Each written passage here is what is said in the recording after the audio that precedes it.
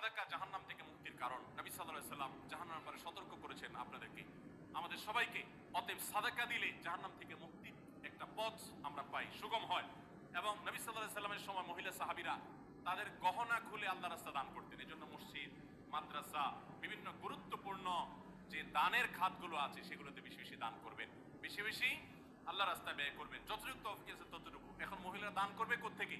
পুরুষরা মহরের টাকাই পরিশোধ করে না, বেচারে দান করবে কোত্থেকে? এজন্য পুরুষরা দায়ী হবে এবং মহিলারাও তাদের মহরের টাকা যেন অনাদায় না থাকে, তারা যেভাবে চেষ্টা করলে হয় সেভাবে চেষ্টা করবেন এবং তাদের হাত খরচ আলাদা দেওয়া উচিত এবং তারা পর্দার মধ্যে থেকে তাদের মতো উপার্জনও করতে পারেন, সেটাও শরীয়ত তাদের জন্য সুযোগ রেখেছে। যেভাবে হোক তারাও সাদাকার চেষ্টা করবেন। বেশিরভাগ মানুষ জাহান্নামে যাবে যেই কারণে আজকের যুগে সবচেয়ে বেশি আমরা বিপদগামিতার মুখে যাচ্ছি, যে কারণে সেটার অন্যতম হলো এই স্মার্টফোনের অপব্যবহার। আমরা অনেকে আছি টেলিভিশনের বিভিন্ন সিরিয়ালে আসক্ত, অনেকে আছি বিভিন্ন নাটক সিনেমায় আসক্ত, অনেকে আছি ফেসবুক এবং ইউটিউব এগুলোতে আসক্ত।